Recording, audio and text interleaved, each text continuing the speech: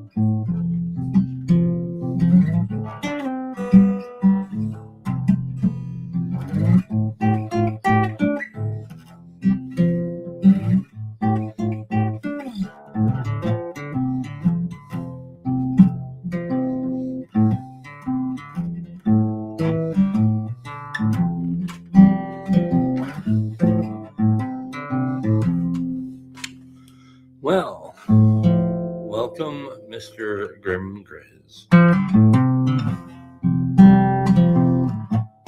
Well, we have there is a greater regional ingression protocol of sorts happening.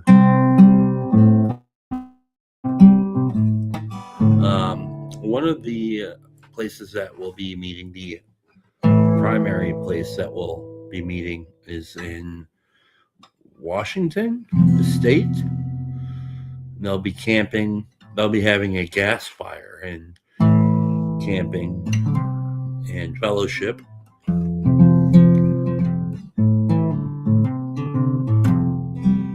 And then over here in Ixonia, we will be having so far, I have Ezra, Allison, Ron Copperman, Mark S., and myself. Maybe my friend Matt will come with his girlfriend, I'm not sure. And Ann will be here, and Carolyn, and Rigsby, and Dolly will be here, and I will be. The plan is to make brats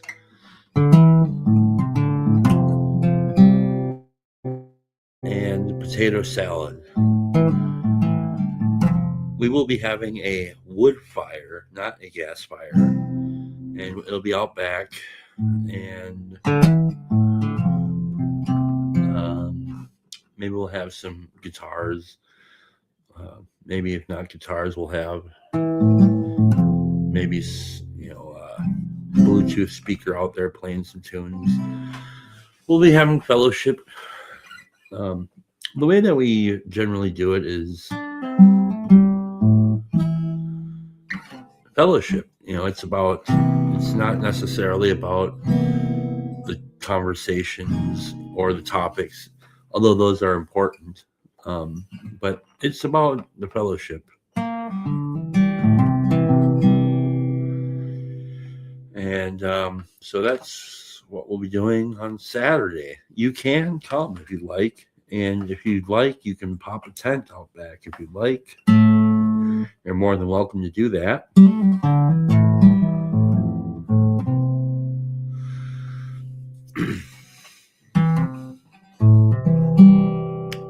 Interesting. That'd be interesting. I bet you he knows how to play it.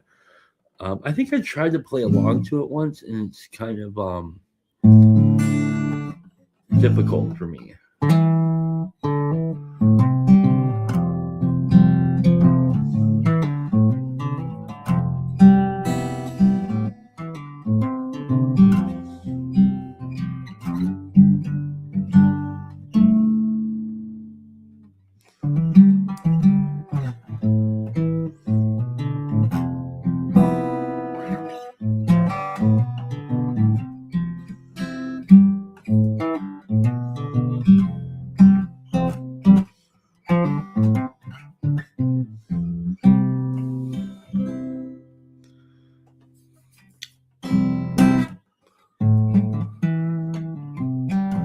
I personally prefer the branded version of the song. I do. I do have a detective story. I don't know when it will be coming out because I think Skankenstein has been busy, so he hasn't given me any release dates. As far as I know, there's E. Olson has one coming.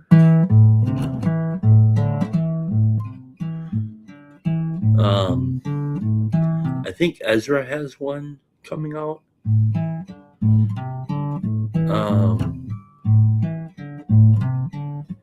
I don't know who else. I have one that I made that I'm happy with. And so that'll be nice. I'll be interested in seeing what you think about that, Grizz, if you'll read it.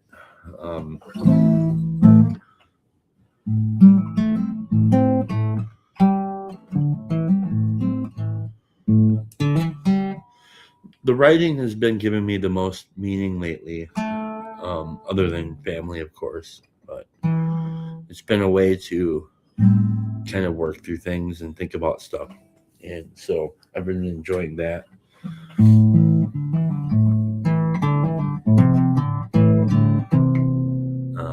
I've been toiling over a story for the next zine.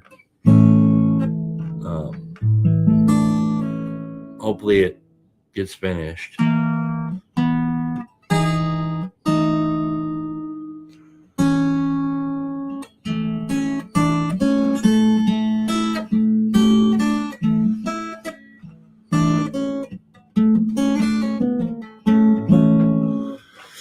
I guess let me see. For anybody who is curious,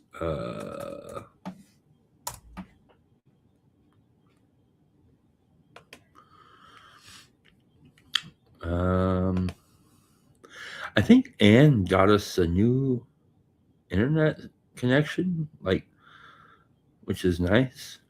Although my StreamYard subscription will be gone after this month, but I will still use the free one, I'm sure.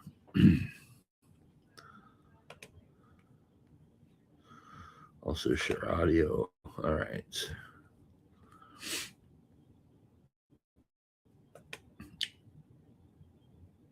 I think it's sharing. Okay. So this is my Substack. I have, these are my subscriptions. I saw that President Foxman put out his story. It would be cool if he made a detective story, continuation of his previous story, Cyberpunk Islam. Here's one I just made. Where is my shit?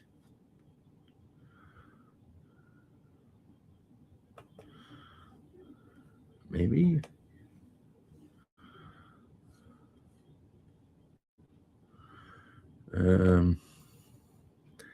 This is one I made here. I was quite happy with it.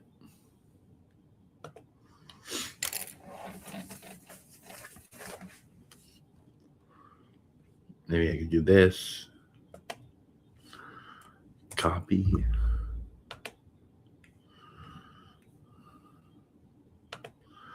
If you want, this is the link for that.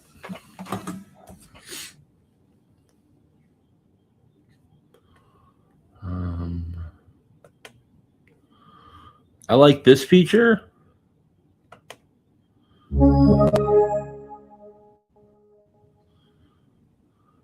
Homes, Thrones, and Other Unknowns.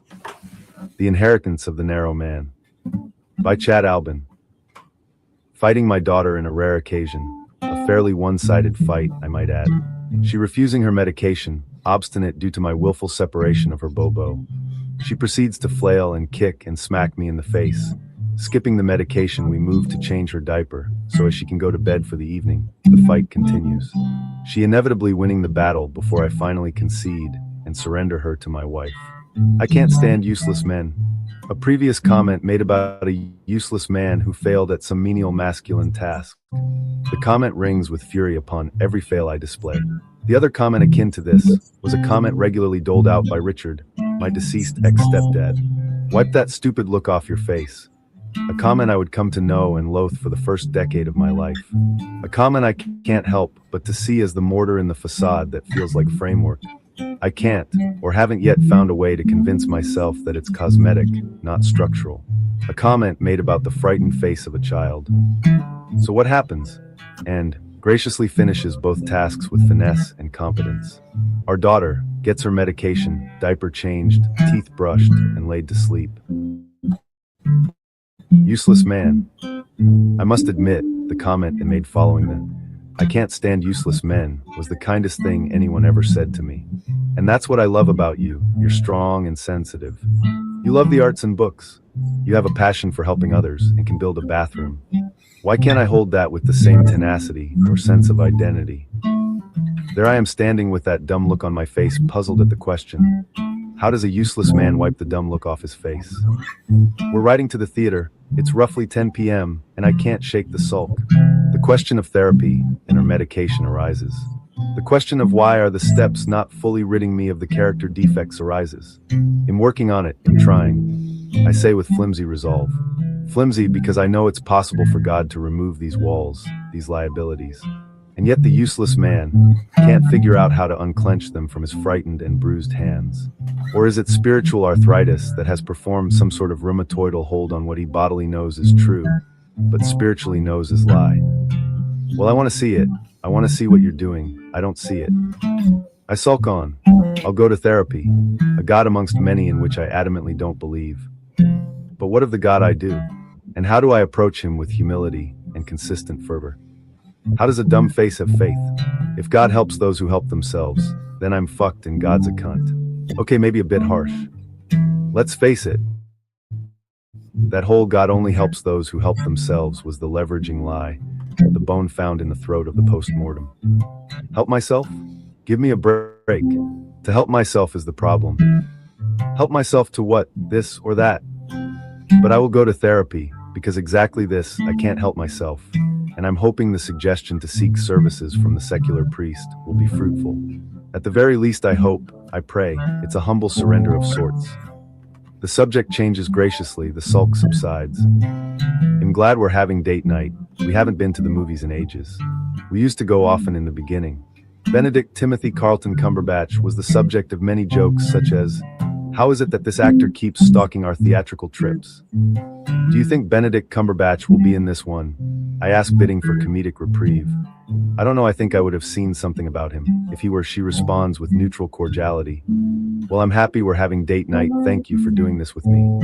We hold hands as she skillfully works her way through Saturday night interstate traffic. When we pull up, the parking lot is packed bumper to bumper. Walking up to the main entrance, I smell weed in the air, a common background ubiquity I wish weren't so. There's grown Zoomers and alphas walking around with Spider-Man tights of various styles. We're in a hurry, so we forego the mile-long snack line, both of us wondering, is there a new Spider-Man movie? With almost incredulity. Some of the people look sketch as fuck. The last 2 days, there have been active shooter incidents in my news feed, and am scanning the crowd suspiciously, with one eye on potential weapons of defense. There's a fire extinguisher, there's folding chairs, there's one of those stanchion things with retractable belt for making aisles for people to wait in line. Any of these might do as viable projectiles. All of this in a matter of second, as we move to the number 3 theater. Finally, we take our seats. I used to love getting there early for all the trailers, but have since lapsed on my care for such things, being that cinema has gone directly to Hades. Today is no exception, some horrid trailer about a wicked other mother. Another movie that's presenting itself like The Purge, which I never seen, but it's about a free sex day or some horrendous shit, and on these horrible, disgusting things. Demons, representations of the dying spirit. So far, no Benedict Cumberbatch. Now, I'm not going to say much about the actual movie itself, but I will say I love this film right away, and I'm not sure what Nolan meant by this, but the Trojan horse was striking. What did he mean by that? I pondered and still do. The dialect was intentionally American, noted due to the number of English actors in the film using American accents. The only critique I have is the prologue felt like a trailer. The editing in that portion, 20 minutes or so, felt like bad timing. It eventually got better, but I was immediately hoping we would move out of this fast montage like short attention span editing style. I never read the actual story and am unawares of the details of the source material, but this to me felt like as good of a film as we're gonna get in this era. It's strange, was it a masterpiece? It's difficult to say. Yes, maybe? I mean, it did move me. It felt right for its time. It felt like the right balance of being at the theaters to seek deep and meaningful connection through the medium of cinema, a medium I once looked to with religious fervor, and finding that it was merely a good film. There was no Cumberbatch, and that was a little sad, as hoped there'd be a comedic serendipity to our past, the ghost of Cumberbatch past. Where are we headed? What am I doing? How do I live? How do I actually live and be a man? How does my daughter grow, not only into childhood but adulthood? How do I be a useful husband? How do I be a citizen in a plastic, liminal, hyper-real, global, individualized nation? How do I discern the gods? How do I forgive? How do I protect? How do I become responsible with responsibility itself? What are we doing? Why was I given life? What is a father? What is a friend? And when will I finally wipe that stupid look off my face? Okay, all right. How about that? So that's my Substack. There are other articles, but that was my attempt at making a movie review, which I enjoyed. I enjoyed doing that.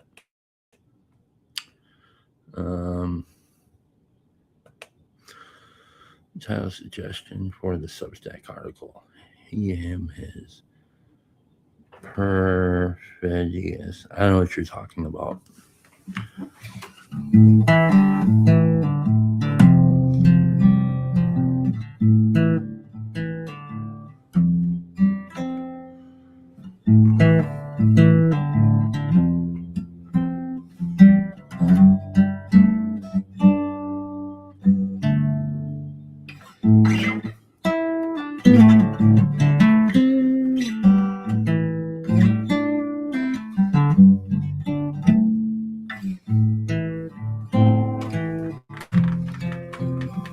Now we see through a face stupidly, then we shall see smart to face. Shall see smart to face. I don't know what you're talking about either.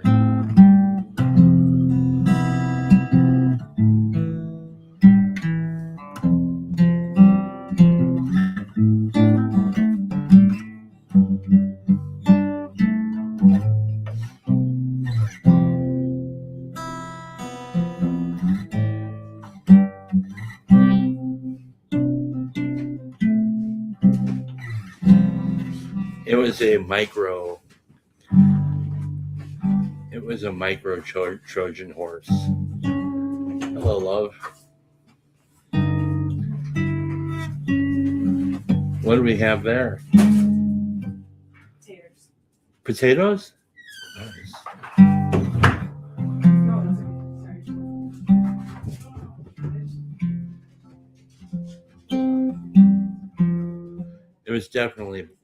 was definitely micro.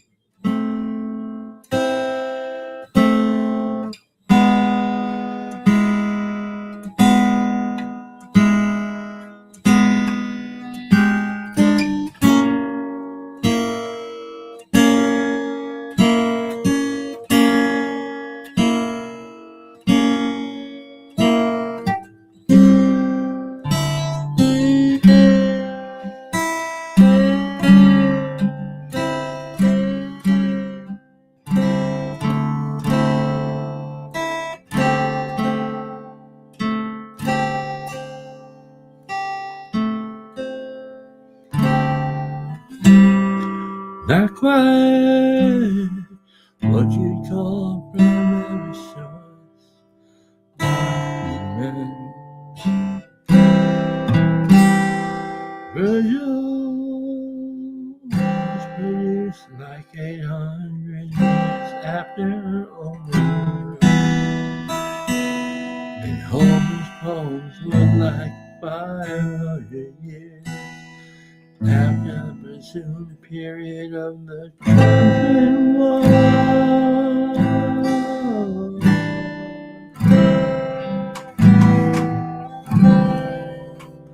Hey bro, hey bro.